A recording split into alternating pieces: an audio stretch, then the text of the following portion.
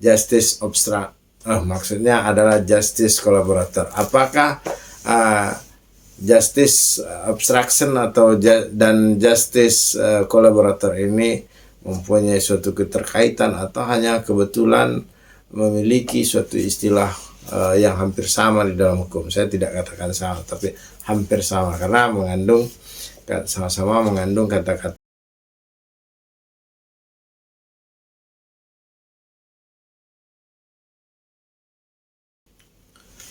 Hukum bukanlah aturan yang dibuat untuk melanggengkan nafsu orang kuat, bukan pula aturan untuk memenuhi naluri hedonisme diri. Hukum sejatinya adalah tatanan objektif untuk mencapai kebajikan dan keadilan umum. Teori Socrates, hukum sebagai tatanan kebajikan. Assalamualaikum warahmatullahi wabarakatuh. Alhamdulillah kita bertemu lagi sobat-sobat sekalian dalam channel kesayangan Anda yang akan selalu memberikan edukasi tentang ilmu hukum, terlebih khusus maksudnya adalah tentang hukum pidana. Walaupun nanti kita akan bahas juga atau saya akan bahas juga beberapa hal tentang hukum-hukum di luar hukum pidana. Nah, kali ini kita bertemu kembali di dalam channel yang menginspirasi dan mengedukasi khususnya tentang ilmu hukum ini, dan tentu rasa syukur tiada henti-hentinya kita atas segala nikmat yang sudah kita terima dari Allah yang Maha Kuasa, yang senantiasa dan mengucapkan Alhamdulillah. Dan juga salawat beriring salam tidak bosan-bosannya kita kirimkan kepada junjungan alam Nabi besar Muhammad SAW dengan mengucapkan Allahumma shalli ala Sayyidina Muhammad wa ala ali Sayyidina Muhammad. Sobat-sobat sekalian, dalam beberapa dekade terakhir ya, memang para pemikir hukum pidana itu selalu mengedepankan bahwa hukum pidana itu haruslah dijadikan sebagai sesuatu yang bersifat ultimum remedium. Nah, secara sepintas apa ultimum remedium ini adalah upaya terakhir. Artinya hukum pidana haruslah dijadikan sebagai upaya terakhir dalam suara agak serak juga ya, sebagai upaya terakhir di dalam penyelesaian suatu sengketa yang terjadi. Namun tidak semua sengketa yang terjadi itu bisa dijadikan hukum pidana sebagai sesuatu yang bersifat ultimum remedium. Bahkan di dalam beberapa keadaan hukum pidana harus tampil terdepan supaya kaidah hukum tersebut bisa tetap menjadi sesuatu hal yang mempedomani dan yang dijadikan sebagai aturan yang tidak boleh dilanggar secara serampangan oleh masyarakat. Baik, sobat-sobat sekalian, kali ini kita akan membahas tentang justice collaborator. Nah, kalau kemarin kita sudah bahas tentang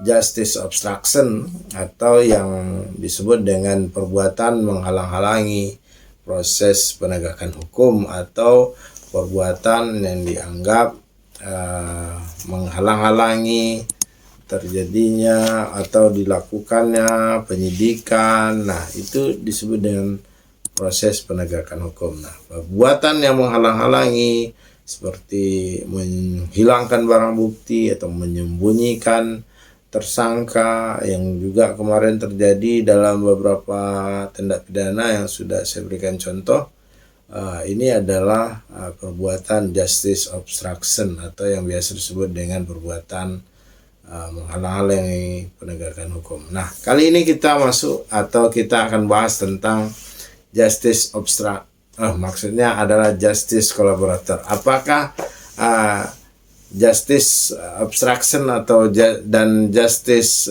collaborator ini mempunyai suatu keterkaitan atau hanya kebetulan memiliki suatu istilah yang hampir sama di dalam hukum? Saya tidak katakan sama, tapi hampir sama karena mengandung sama-sama mengandung kata-kata justice. Nah, terkait dengan apa yang saya bacakan tadi adalah tentang pendapatnya Socrates tentang teori hukum sebagai tatanan kebajikan. Socrates ini adalah salah satu filosof dari Yunani yang memprakarsai berkembangnya ilmu hukum sampai saat ini. Tetapi kita tidak membahas tentang apa itu pendapat Socrates. Nah, apa itu justice kolaborator? Justice kolaborator adalah biasa disebut dengan saksi pelaku atau bisa jadi terdakwa, bisa jadi tersangka, bisa jadi terpidana. Nah, orang ini atau pelaku tindak pidana ini bekerja sama dengan penegak hukum untuk mengungkap suatu persoalan hukum pidana yang sedang terjadi.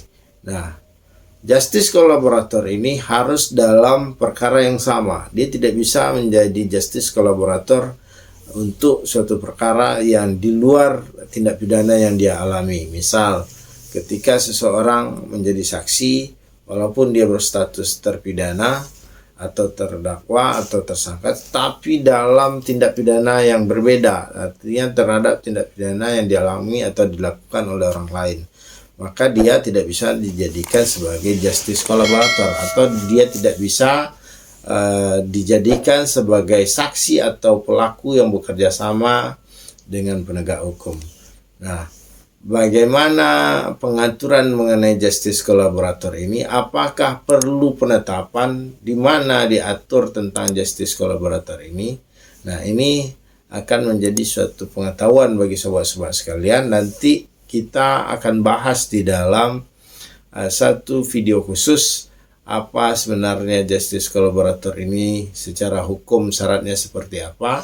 Tetapi di dalam penjelasan saat ini saya sampaikan kepada sobat-sobat sekalian bahwa justice kolaborator ini adalah orang atau pelaku dari suatu tindak pidana. Bisa dia berstatus tersangka, bisa berstatus terdakwa. Lidah agak belepotan jadinya nih. Bisa dia berstatus juga terpidana. Nah, dia bekerja sama dengan hakim atau dengan jaksa kah, atau dengan penyidik kah ketika perkara ini masih di dalam tahap penyidikan.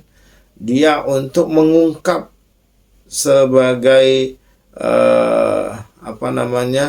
saksi terhadap perkara tersebut yang dialaminya dan kemungkinan apa yang terjadi, sehingga apa yang diharapkan oleh justice collaborator ini, sehingga dia bersedia mengungkapkan kepada penegak hukum tentang apa yang dia tindak pidana apa yang dia alami.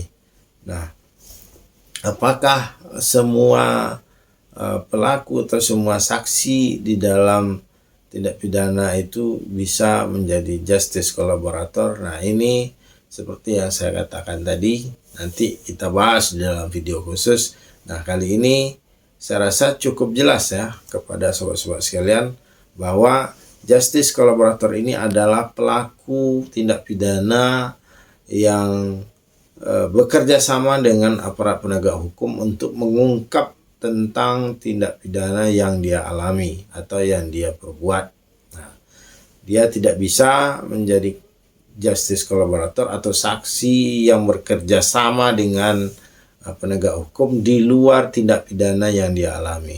Jadi kata kuncinya adalah justice collaborator ini adalah kerjasama yang dilakukan oleh pelaku dengan aparat penegak hukum di dalam tindak pidana yang sama. Mudah-mudahan apa yang saya sampaikan ini bisa menjadi suatu pembuka wacana berpikir bagi sobat-sobat sekalian, karena bukan bermaksud mengajari dan juga bukan maksud menggurui. Tentu di luaran sana masih banyak ahli-ahli hukum yang mempunyai pengalaman, yang mempunyai pengetahuan tentang dunia hukum, tetapi mungkin mereka tidak sempat membuat apa yang saya buat pada hari ini, seperti membuat video-video yang saya share ke akun YouTube saya, sehingga bisa bermanfaat bagi orang banyak. Harapannya tentu saja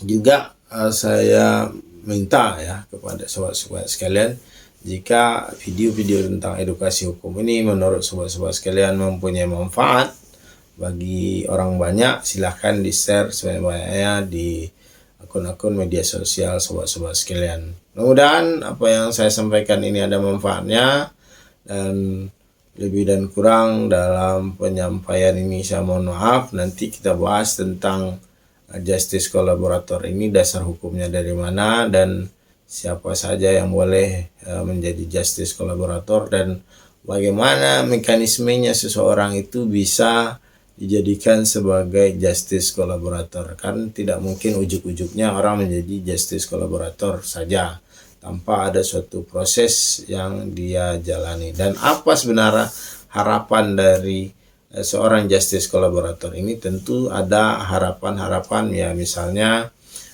meringankan hukuman, nanti meringankan tuntutan terhadap apa yang dia ungkapkan itu. Demikian sobat-sobat sekalian, sekali lagi mudah-mudahan ada manfaatnya. Lebih dan kurang dalam penyampaian ini mohon maaf. Billahi taufiq wal hidayah. Assalamualaikum warahmatullahi wabarakatuh.